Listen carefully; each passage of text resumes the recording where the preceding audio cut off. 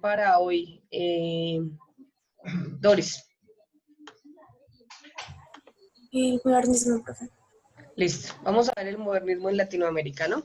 Entonces, esta es la clase virtual número 2. Vamos a trabajar el modernismo. Se supone que dentro de las temáticas de literatura, la primera que vamos a trabajar es esta, el modernismo en Latinoamérica. ¿Por qué decimos que es tan importante este movimiento, Sofía? Porque durante como por el periodo de tiempo que dura el movimiento y todo esto, es cuando, por ejemplo, cuando acá en América se empiezan como como a liberar de las creencias europeas, como la literatura europea, y empiezan como a crear su propio movimiento. Es el primer movimiento, no estamos copiando ni estamos haciendo lo que hace Europa, sino que estamos creando un movimiento literario con un lenguaje americano, pero obviamente también con una referencia europea, porque los intelectuales americanos eran lectores completamente lectores de lo que está ocurriendo en Europa. Esto, Sofía, muy bien. Hablamos acá de tres momentos fundamentales para introducirnos históricamente. La idea es que ustedes, así como fueron aprendiendo historia de Colombia con la literatura, pues vayan aprendiendo historia de Latinoamérica y del mundo, ¿no? A través de los textos literarios que vamos leyendo, ¿cierto? Entonces hablamos de grandes logros, grandes desastres y grandes proyectos. Esa es la introducción de la primera parte. ¿De qué grandes logros estamos hablando, Juan David Pérez? ¿Y de qué fecha estamos hablando?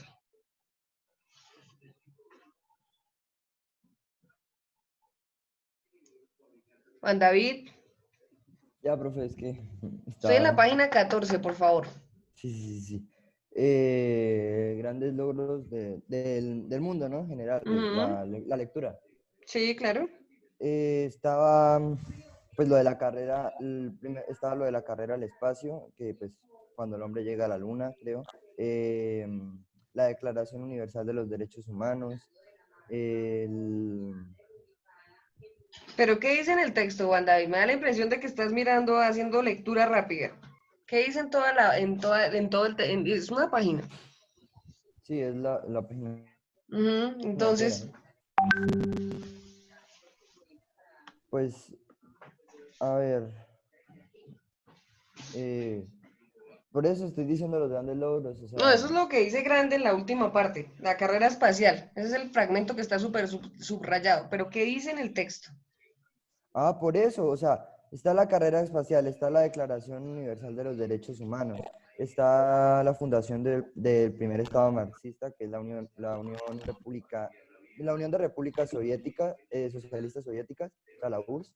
Está que la primera aspirina fue sintetizada. Sí, eso está ahí, pero Y necesito se que, empieza que como a a realizar. estas alturas tú ya me tienes que hablar de manera más estructurada del texto. Entonces, por favor, cuando yo les pido a ustedes que hagan un esquema, Juan David empezó por lo último, no sé, ¿cuándo empezó? Cuando hablamos de los grandes logros, Entonces lo ¿qué hago me por dice esa orden. página? Ya, a ver, Espérame. está bien. A ver, Juan David, otra vez. ¿Qué dice la página? La página empieza hablándonos, pues dándonos un contexto en el primer párrafo, en el que está abajo del título, empieza dando un contexto de qué estaba pasando en el siglo, a finales del siglo XIX, empezando el siglo XX. Luego nos empieza a hablar del primer logro que muestran que es el de la aspirina, es sintetizada y luego es comercializada en 1899. Después que luego de muchas luchas, en 1922 se crea el primer Estado marxista, la Unión de Repúblicas Socialistas Soviéticas, que pues es importante la segunda, pues después de lo de la Segunda Guerra Mundial y después en la Revolución Cubana. También nos dicen el logro que consiguió, que pues ellos mandan primero al satélite, o sea, fuera del espacio son los primeros en lanzar un satélite, ya luego Estados Unidos llega a la Luna, pero eso es otra cosa. Y nos habla que después de la Segunda Guerra Mundial, en 1948, pues ya al final, terminando, de la Declaración Universal de los Derechos Humanos. ¿Tú crees que podemos incluir la Segunda Guerra Mundial como un gran logro? ¿Por qué en el título donde se nos habla de grandes logros, nos habla de la Unión Soviética, de la Segunda Guerra Mundial? ¿Por qué lo incluyen eso en algo que se llama grandes logros? Señora profe, esto es que no.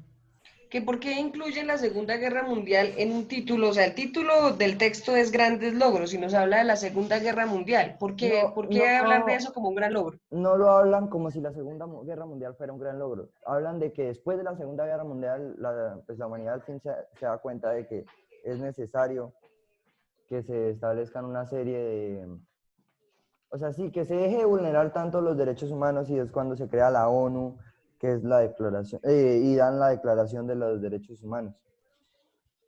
O sea, Pues sí, algo, profe. no es la guerra como tal, sino lo que pasa después de ella, que la humanidad toma conciencia. Bueno, lo que genera la guerra. Bien, ¿qué dice Sebastián Merchán? Pues nos hablan sobre la URSS y la Segunda Guerra Mundial fue porque la URSS fue una de las causas por las cuales se dio la Segunda Guerra Mundial, entonces por eso nos dan una relación entre estos dos.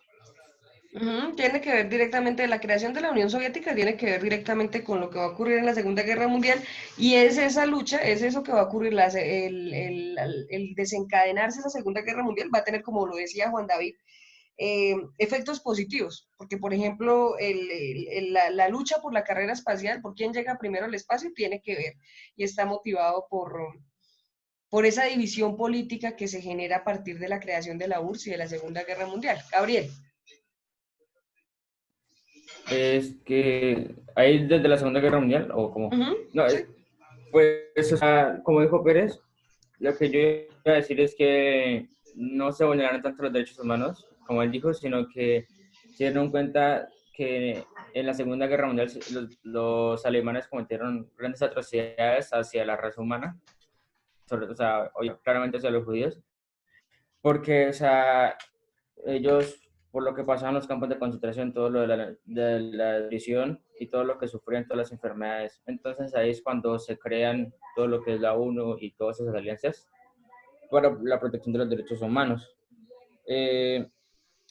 Luego, pues supongo que Pérez ya dijo todo lo de grandes logros, entonces pues vamos a grandes desastres, ¿no? Ok, sí, vamos a la segunda parte. Profe, ¿puedo decir algo pequeño? Sí, señora, dilo. Bueno, ya Pérez y Gabriel dijeron harto de eso, pero también, o sea, que nos dicen que cuando se hace en 1957 se lanza el primer satélite artificial del mundo, pero, o sea, era como, no lo hicieron como para avanzar y todo eso, sino siempre era como por esa competencia que tenía, siempre era solo por eso. Entonces, por eso nos dicen Exactamente. que fue por el afán de ganar la carrera espacial. ¿No? La lucha entre estas dos tendencias políticas va a llevar a cosas como, por ejemplo, que se genere ese progreso en la carrera espacial, ¿no? Que es una lucha de poder en últimas, pero lleva a cosas positivas para la humanidad. Sí, o sea, que ese satélite llamado Sputnik solo se lanzó por el afán de ganarlo. Lo único que hacía era como lanzar unas ondas a la Tierra para verificar de que estaba funcionando o que estaba bien. Ya el que mandó a Estados Unidos un año después, ese sí era funcional, sí mandaba información como tal. Ok, bueno, discúlpame, le doy la palabra a alguien más en grandes desastres. Andrés Gómez, ¿qué pasó? ¿Por qué hablamos de grandes desastres? Que fueron como los antibajos, pues pienso eso, ¿no? ¿Altibajos? O sea, como los golpes que tuvimos, ¿Y a qué se refiere? como la guerra de Corea, el mundo de Berlín. Sí, tú me estás leyendo los subtítulos subrayados. ¿Puedo? ¿Pero de qué trata el ¿Puedo, texto? profe? ¿Puedo? Espérate. ¿Puedo? Pues de la página 15 pues nos hablan de como que ¿cómo te digo? ¿Cómo te digo? Me parece que no leíste. Sí, Estás profe, lo haciendo tengo hasta lectura subrayado. rápida. ¿Puedo? Lo yo, tengo profe? hasta subrayado, en serio. Bueno, entonces dame cuenta de la lectura de manera seria y juiciosa. Pues después de todos los cambios de las ideologías, salió después en 1950 y 1953, viene lo que te digo, que es lo de la Guerra de Corea. Que fue cuando se enfrentaron los de Corea del Norte y Corea del Sur. No, Andrés, a eso le falta la primera parte. Espérame, Pedro Villalobos. Ok, gracias. Entonces nos vienen hablando principalmente que en 1948 países como Sudáfrica y Namibia se instauraron unas leyes las cuales afectaron mucho a la población de la raza negra. ¿Por qué? Porque eso implicaba que los negros no podían, pues en cierta manera, ellos no tenían un derecho, no podían tener relaciones interraciales y ni siquiera podían trabajar. Después nos vienen hablando de la guerra que hubo pues la guerra que hubo de Corea entre el norte y el sur, gracias a la intervención de las URSS y los Estados Unidos, que pues dejó dividido a estos dos, pues, bueno, los ¿Cuántos? dejó divididos. ¿Cuál era la Y causa de así esa fue. guerra de Corea, Pedro? Ay, señora, ¿Cuál es la causa de la guerra de Corea?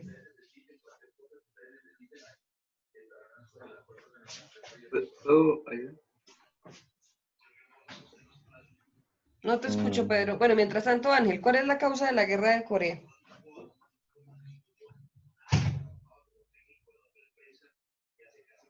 Eh, las causas de la guerra de Corea fueron las políticas ideológicas que tenían estos sectores, que ¿Cuáles de eran cierta esas políticas? la capitalista y la comunista, que pues Ujú, están influenciadas pues, por las dos superpotencias del momento, la URSS y Estados Unidos.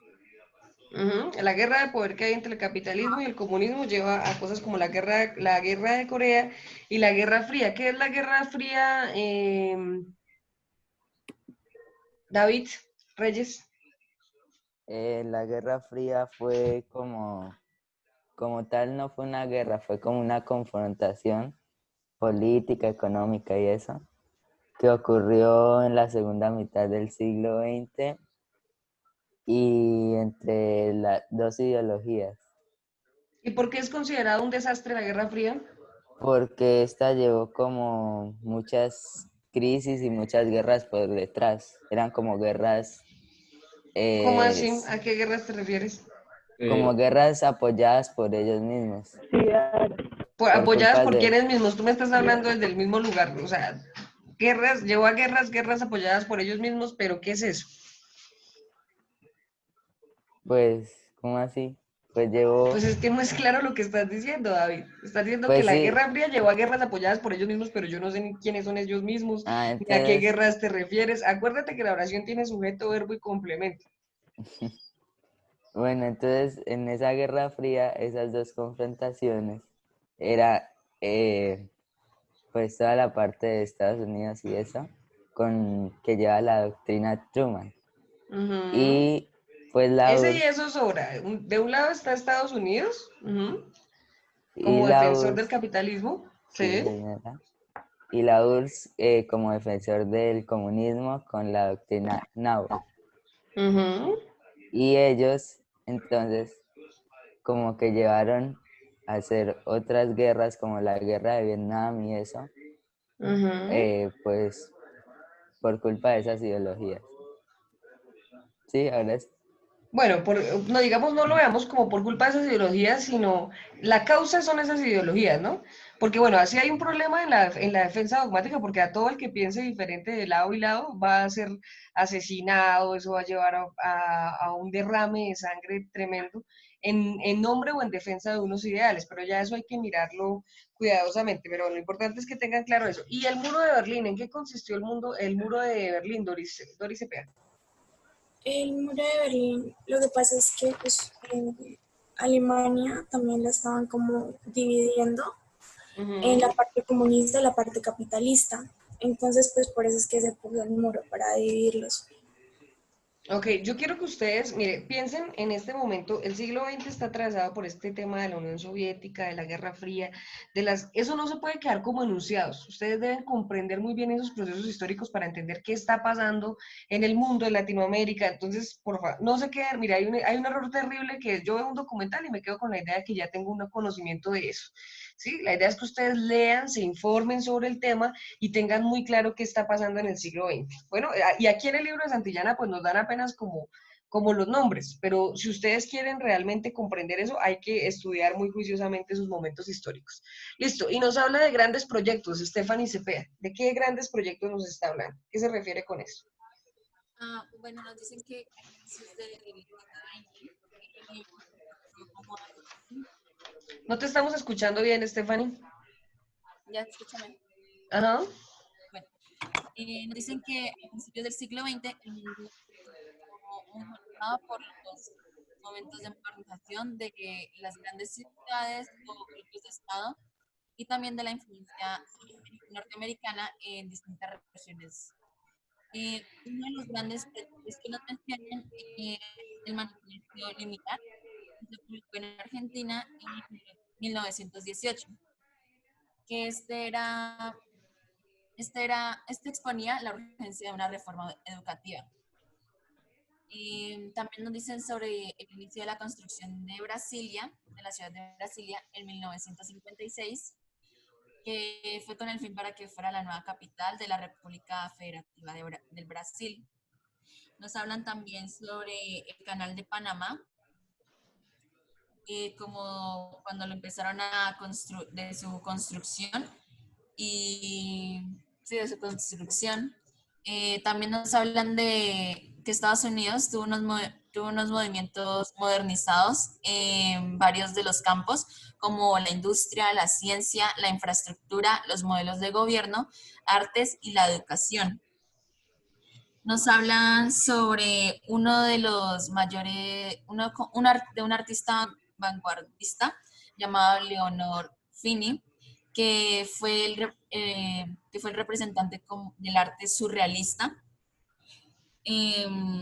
También ya nos hablan ahí luego de varios artistas, como lo era Diego Rivera, que es de vanguardia mexicana. Representante de la vanguardia mexicana. Sí. Ya, y nos dicen que él colabora con Pablo Neruda, que fue un ilustrador de un canto general, y que una de sus obras, bueno, ahí ya nos empiezan a hablar de las obras, que son El mural del Palacio Nacional, El hombre controlador del universo y El sueño de una tarde dominical.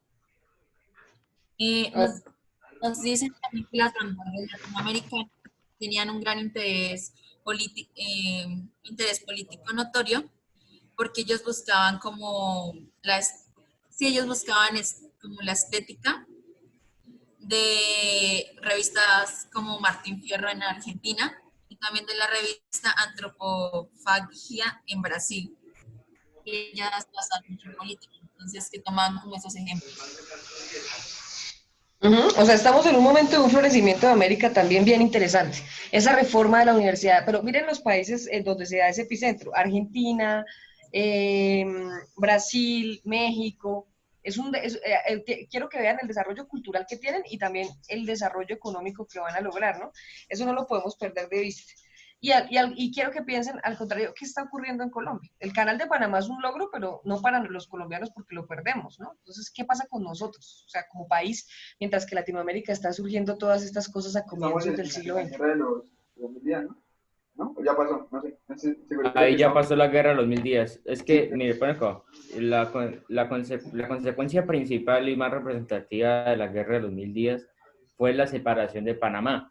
Esto se debió a que, pues, Panamá, a pesar, o sea, ya antes de la guerra era de por sí un territorio olvidado, o sea, y era muy pobre, ¿sí? Era como, por ejemplo, ahorita territorios como Chocó, ¿sí? Son muy devastados. Entonces, pues, obviamente ellos ya estaban cansados. Ellos habían intentado como unas 3 veces separarse ya de Colombia. Pero entonces fue en ese momento cuando recibieron la ayuda de Estados Unidos mediante unos buques ahí de guerra. Y pues, bueno, discúlpame que te interrumpa, pero esa ayuda de Estados Unidos, ahí lo dice, ¿no? El proyecto de expansión para el proyecto de expansión estadounidense fue supremamente clave el Canal de Panamá, o sea que para los mayores beneficiados de la guerra a comienzos del siglo XX en Colombia va a ser Estados Unidos y hay que ver hasta qué punto es casual porque eso va a servir para su política expansionista, ¿no? sí, Y claro, pues mientras porque tanto nosotros derramando sangre de colombianos, de campesinos, entre liberales y conservadores matándose, ¿no? Sí, lo que pasa ahí es que pues Estados Unidos dijo, bueno, yo le construyo el canal de Panamá, pero usted me da el dominio durante, creo que era un siglo, bueno, 100 años. Entonces, pues obviamente Panamá dijo, claro, ayúdame a independizarme y yo le doy o sea, el permiso para que construya el canal y le doy el control del canal. Sí, porque pues ya después de muchos años el canal fue empezado a administrar por los panameños. O sea, antes era prácticamente territorio estadounidense. Bueno, eso hay que pensarlo, no se los dejo ahí para que ustedes lo... Pero sí, Iván, tiene que ver la guerra de los... O sea, quiero que vean ese panorama de violencia colombiano, ¿no? Iniciando la guerra de los 1000 días, el conflicto entre liberales y conservadores que está antes de la muerte de Jorge Eliezer Gaitán. Bueno, estamos en un periodo, en otros países de Latinoamérica está floreciendo el arte, la vanguardia, pero en el caso colombiano estamos en un problema, estamos como anclados en el tema de la violencia. Ahí solamente lo dejo como reflexión para que ustedes lo piensen, ¿por qué? ¿Qué pasa ahí? ¿Qué pasa con nosotros como sociedad? Y ahora sí entramos al tema literario. Todo esto es historia, ¿no? Y esto lo deberían tener ustedes claro, pero esto tiene que ver con lo que vamos a ver del movimiento literario como tal, que es el modernismo, ¿cierto? Entonces ahora sí, ¿qué es el modernismo? Isabela González.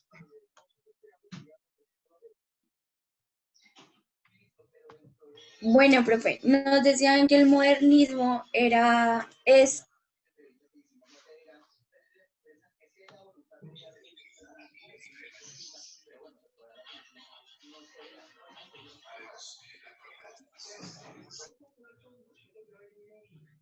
Isabela. Bueno, tienen fallas de internet. Sofía González. Bueno, entonces el modernismo, como me habéis preguntado antes, es la etapa en la que se deciden independizar de la literatura española para crear como su propia literatura, pero también tenían, como tú dijiste, algunos rasgos pues europeos, como nos dicen que se habían basado un poco en los rasgos franceses y también el simbolismo y el parnasianismo.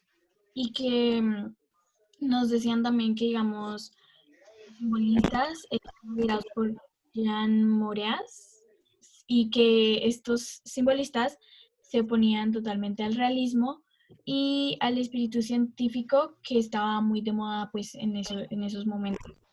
Y también nos decían que los parnasianos, que nos daban ejemplos como Théophile Gautier y Leconte de Lisle, defendían la poesía de corte objetivo con el subjetismo romántico, que esta poesía reflejaba eh, la perfección formal y el uso de un vocabulario como muy escogido, como sí. Y luego nos hablan de que esto del simbolismo aportaba como la tendencia para integrar imágenes y símbolos a todas las horas, como a las obras que hacían pues en estos tiempos, y también el gusto por la música, que los llevó como para emprender innovaciones métricas, y que también nos hablan de que del parnasianismo rescataban la idea de poder expresarse como por medio del arte. Y, y nos daban que, por ejemplo, era el arte por el arte. Y también nos hablan también como de cómo se consolidaron. Y eso nos dicen que, que los modernistas que se habían propuesto a sí mismos a resistir la autoridad y la tradición externa a la que pues ellos estaban como creando. ¿Cómo así? ¿Por qué resistir a la autoridad? Porque, digamos, querían como tener como su propia expresión y poder como conectarse con el mundo y tener como innovación y autonomía literaria. Ok, gracias, Sofía. Isabela Salazar. Profe, también nos dicen que el modernismo es como una actitud ante la vida y que era como una manera de ver la crisis que, pues, de todo el mundo y del descontento por el presente, por lo que estaban viviendo. También, bueno, ya nos hablan de Rubén Darío, que era como su mayor exponente.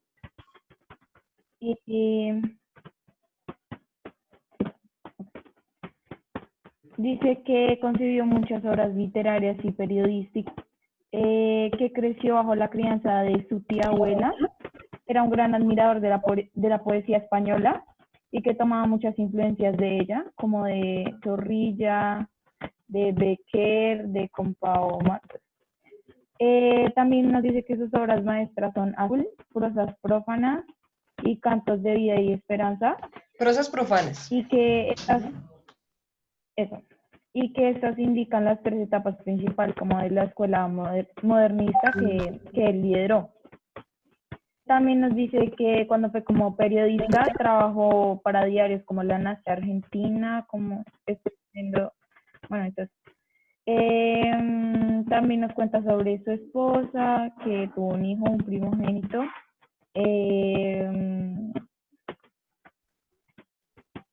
También que tenía una gran pasión por la cultura clásica y que cuando fue diplomático tuvo la fortuna de recorrer como todo el mundo. Y a pesar de eso, siempre tuvo un gran aprecio por Latinoamérica. Y también dijo que su primer amor siempre fue Francia, pero no fue Latinoamérica.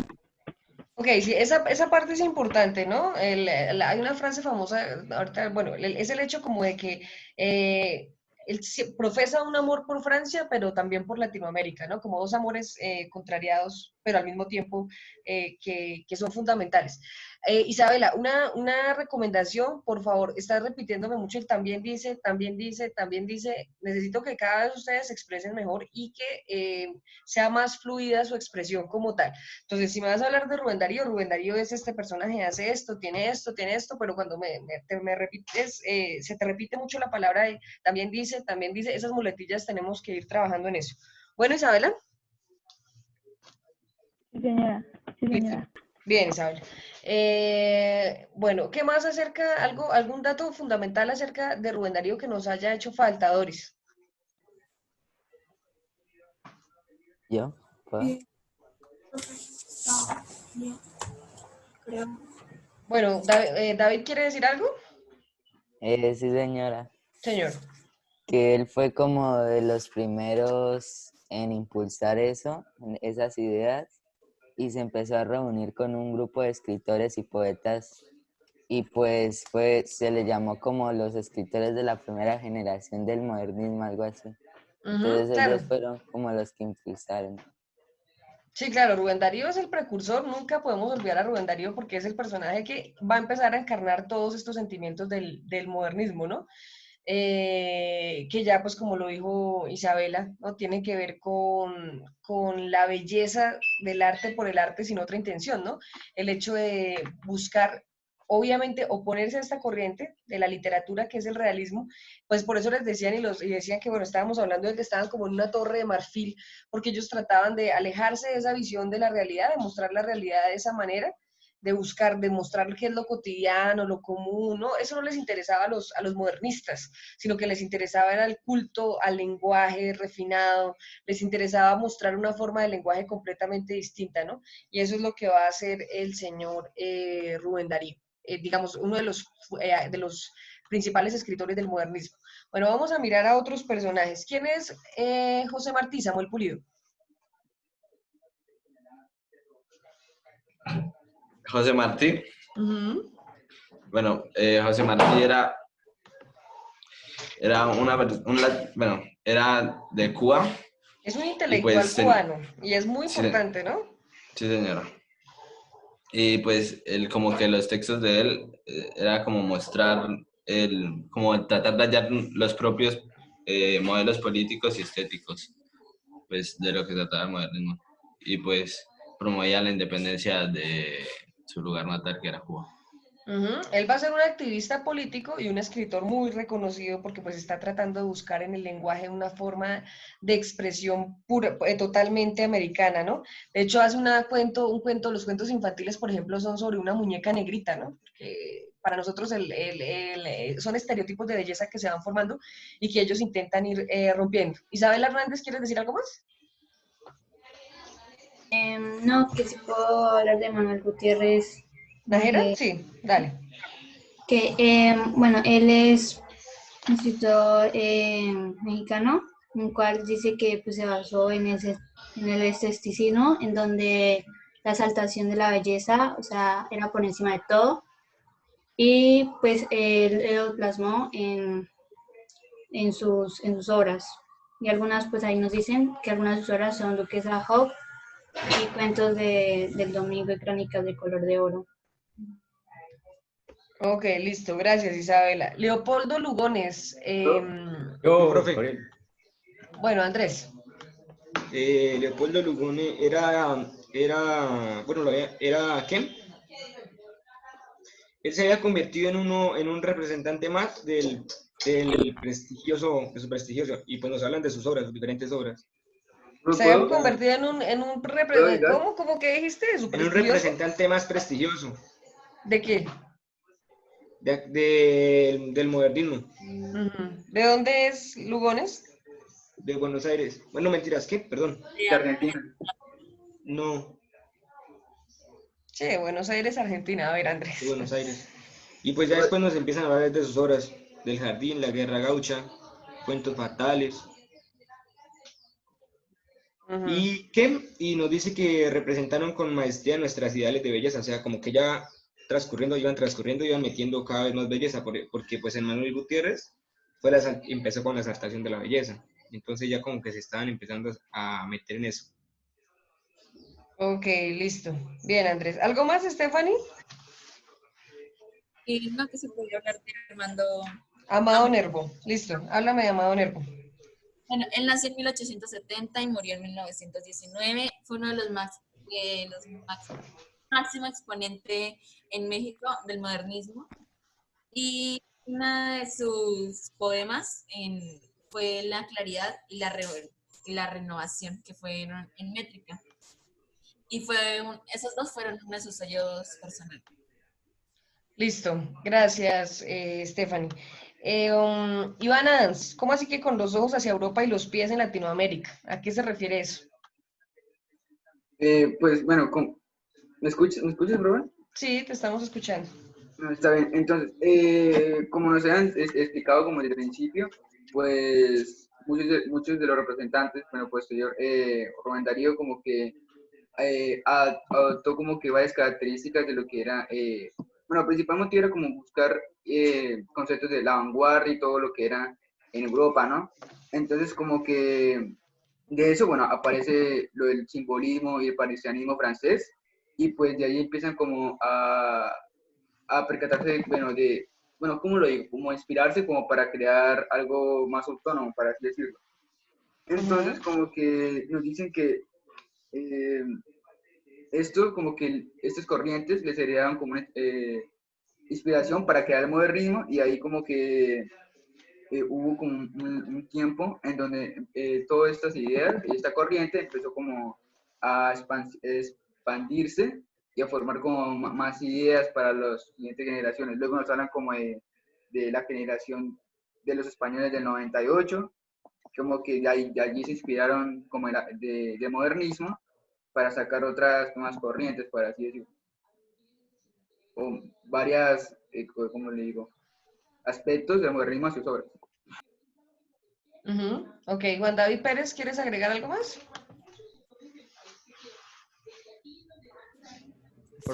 Sí, profe. Pues iba a seguir, de hecho. Pues, sigue. Después nos dice que la generación del 98, a pesar de que sí adopta el modernismo, estos se caracterizan más por la rebeldía y la búsqueda de una identidad cultural, y nos dice que empiezan a criticar la formalidad que tiene el modernismo hasta el punto de denunciarlo como una moda pasajera. La generación del 98 intenta adaptar el modernismo a la política y intenta cultivar los géneros como la novela, el ensayo y el teatro. ¿De dónde es la generación del 98, Juan David? España, creo, sí. ¿Conoces algún autor de la generación del 98? La verdad, no, profe. Bueno, para los estudiantes que tienen ustedes, que tienen tantas conexiones con décimo, con los estudiantes de décimo estábamos leyendo a Miguel de Unamuno, ¿no? Miguel de Unamuno es un representante de la generación del 98. Entonces, cuando quieran, cuando de pronto, ¿no? Si ahora en algún momento hablan con sus contactos en décimo, les pueden contar quién es Miguel de Unamuno, la generación como representante de la generación del 98, que va a estar totalmente influenciado por esto que estamos viendo en este momento, que es el modernismo en Latinoamérica. Pero sí, como lo dice Juan David, después terminan haciéndole una crítica. Sin embargo, lo que es de resaltar es que la generación del 98 va a estar completamente influenciada por lo que está pasando en Latinoamérica con el modernismo. ¿Sí? ¿Aló? Sí, señora. Ok, bueno, es que por momentos siento que me quedo sola.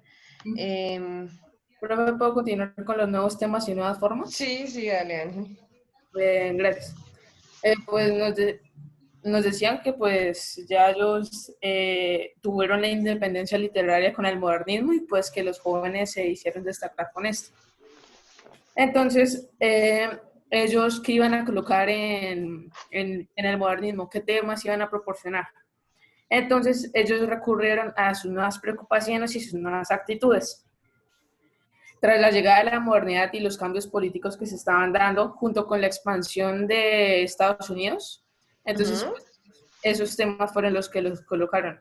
Sus preocupaciones acerca de cómo Estados Unidos los estaba controlando. Y pues nos dice que los temas modernistas fueron utilizados en la poesía y el ensayo. Y con la ayuda de la sinestesia, que es una figura retórica que consiste en la atribución de una sensación hacia pues, el sentido que tiene el párrafo. Ok, aquí nos hablan de dos personajes muy importantes, digamos que tienen que ver con el tema del ensayo, que son José Martí y José Enrique Rodó. ¿Alguien miró algo de José Enrique Rodó?